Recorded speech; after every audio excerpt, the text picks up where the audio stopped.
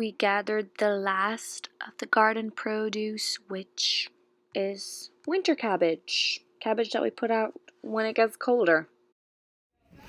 We own a manufacturing business and are in the process of building a new shop. So we are now fixing up trailers to move into while they build the new shop. And whenever there is a building or something that needs to be painted, it's usually the girl's job to do that.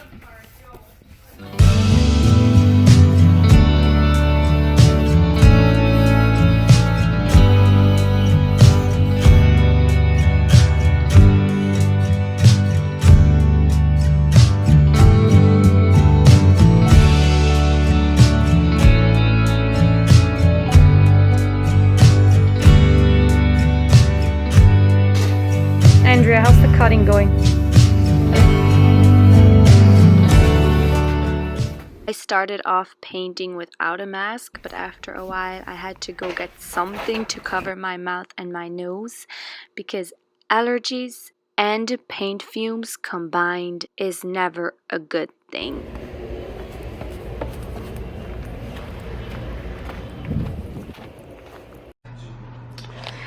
I just came home from painting those trailers, and now my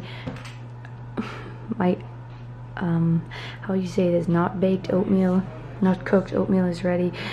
I made a pumpkin pie oatmeal, but last minute we had to go gather the last of the cabbage and paint trailers, so I didn't get to do that. So I'm gonna save it for a snack later today because it does look good.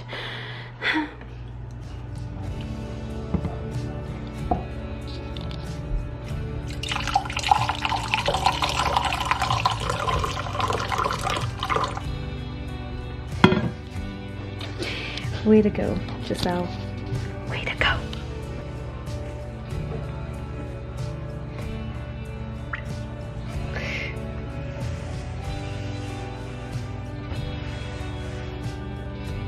Now to find some chocolate. Ah, that hits the spot. Coffee after lunch is just absolutely amazing. But now I need chocolate.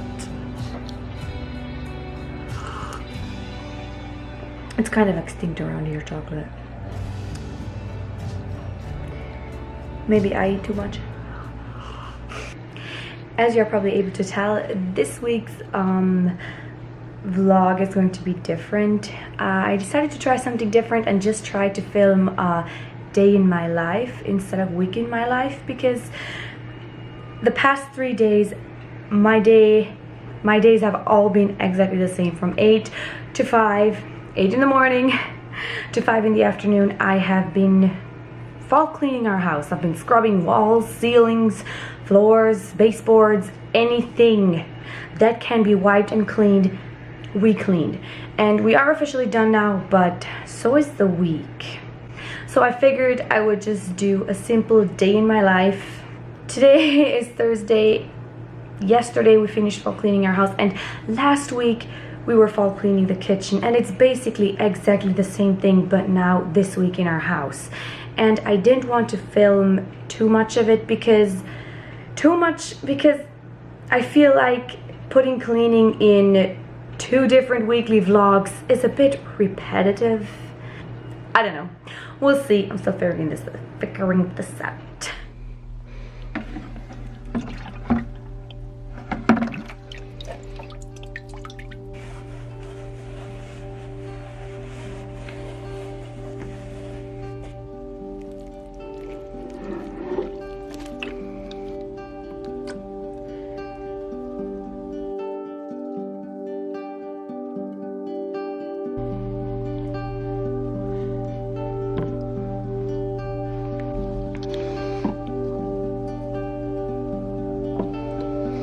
The reason that I have a bucket of water that I water my plants from is because I give my plants rainwater. They get nothing but rainwater. Running outside every time this thing is empty is a bit much, because with all my plants it empties out very fast. So I thought, since it's just a simple day in my life, I would answer a couple of questions that people have been commenting or wondering. One of the questions was, what brings your colony the most money? That all depends. We have a manufacturing business, and we also are into farming and agriculture. So for us it's that. For different colonies it's different things, but most of the time we all have we do all have land and we do all farm, but we also have businesses on the side. Some bigger, some a lot smaller. I like this one. How are weekly assignments and changes communicated? Example, word of mouth, posted at a meeting, email, text, or whatever. So whenever the ladies have work, we have a whiteboard in the kitchen, and before breakfast it gets put on the whiteboard so that we can see it when we go for breakfast at 7:15. But then we also have a WhatsApp group where everything gets posted. How do you meet people from other colonies to find a potential spouse? Sometimes on a Sunday afternoon, our young guys and girls take the time to go visit a different colony to meet new people. And that's one way of doing it. In the vlog where I was cooking, I showed a clip where I was throwing in the towels, and I also had plastic bags, and someone was wondering, why are there plastic bags in the dryer load of towels? And they're wondering if it was deliberate and why. And yes, it is deliberate. The meat that we buy comes in those packages, it comes in those plastic bags, and we just wash them and disinfect them and then use them over and over and over again so that it doesn't go to waste. Are all the people in your colony born into it, or can an outsider join? On our colony, everybody is born into the Attire community, but there are different colonies where outsiders have joined our community. So yes, it is possible to join, but it's not a common thing to happen, and it is rare, but it does. A lot of people are asking me what the men do in our colony, and I'm still trying to figure out how I'm gonna film that, because I know they don't want their face on the videos, and then some even don't want themselves on the video at all. So I'm still trying to figure out that part, but we do farming and agriculture, and we also have a big manufacturing business, so that is what we do. And then we also have carpenters and plumbers and electricians. These are all male roles on Attire colony. Male jobs. A couple of, was it months already ago, I think, I posted a video of a wedding that we had, and somebody asked, why do you only have a doing on Sunday? Colonies here in Alberta have 2 days at the bride's colony and then 3 days at the groom's colony. Whoa, that is a lot. Actually have kind of 3 occasions. We have what we call a hulba, which is located at the colony that the bride comes from, and then a week after, on Friday, we have what we call a farewell. It's just a supper and singing that they do for the bride because she's moving to a different colony. And then on Sunday, we have what we call a hochzeit at the groom's colony. Somebody asked me when we start cooking. We start cooking when we are 17, and we cook till we are 45. And that's how it is with most of the work. We cook, we go to the garden work from 17 till 45. Even though you are 45 and you stop cooking and stop going to the garden, we are still part of other jobs that we do on the colony. It's just the garden work and the cooking.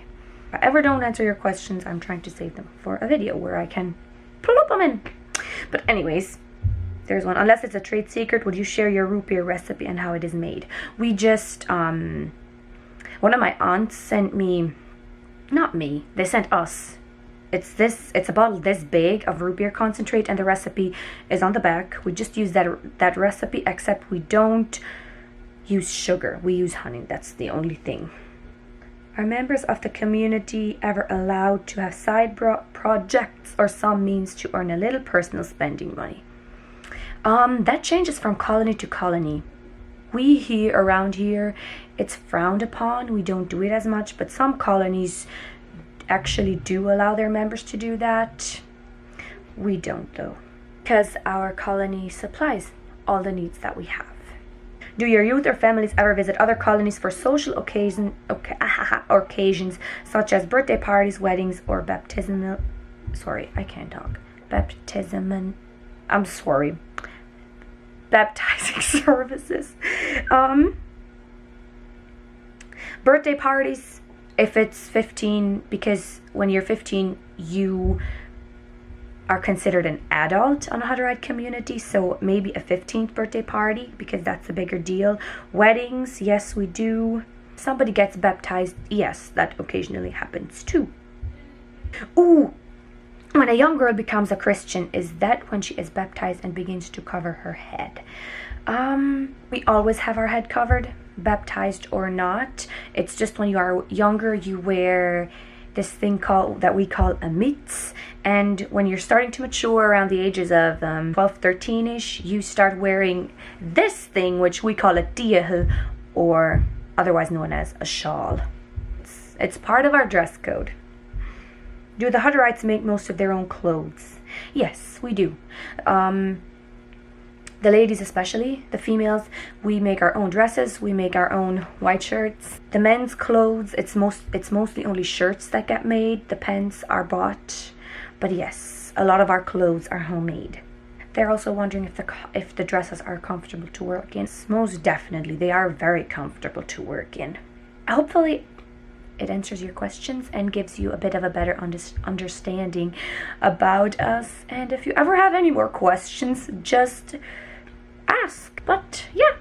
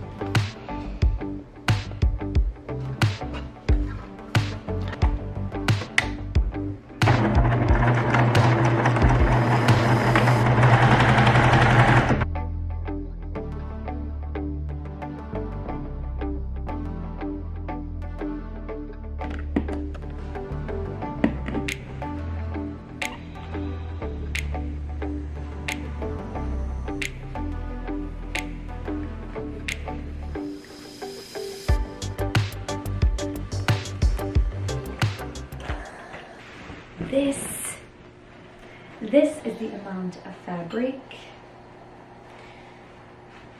in one skirt. Look at this.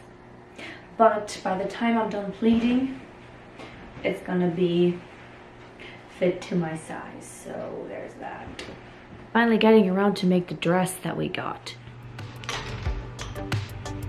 Let's be real.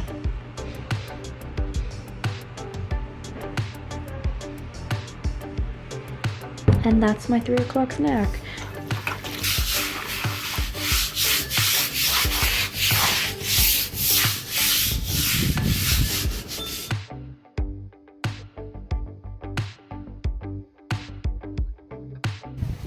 Whew, talk about fall vibes. Everything is almost empty and bare. Our garden is almost gone.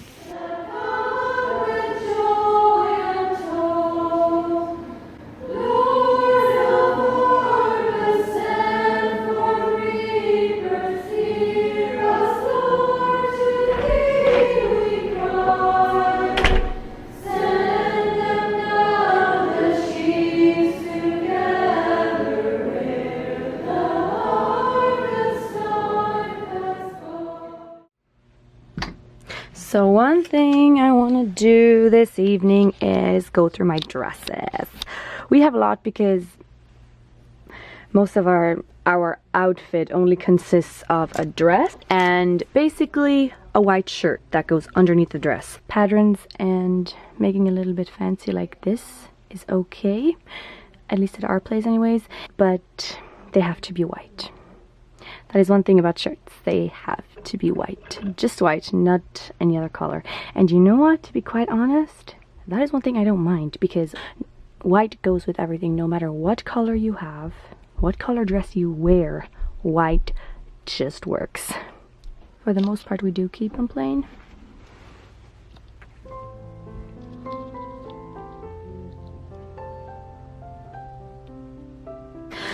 But there are some dresses here that I have had for years that I think it's time to get rid of. There is material like, which one? This one? We call it crepe. It's kind of a slippery material and it does not go ugly. I have had this dress for a couple of years, and by couple I mean around like 5, 6, and it does not fade, it does not get ugly, but times change and I need to get rid of dresses. I am 23 and some of those dresses I have had since I was 15, which is probably not a good thing because we all change as we grow older, so we need to, how do I say this? We need to alter our patterns for our dresses. So this is what I'm gonna do this evening. And this should be interesting. These I'm not gonna throw out, this section here, because these are my garden dresses, and when going to the garden, you want ugly dresses that you can make a mess that you don't have to worry about.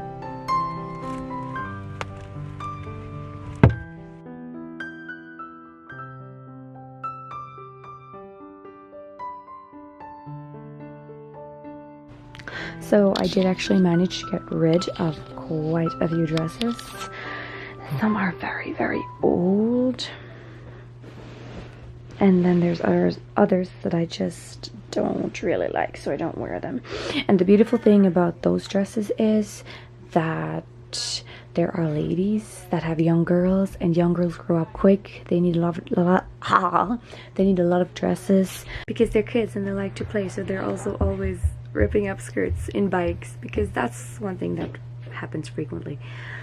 We have old dresses that are still in very good shape, like mine.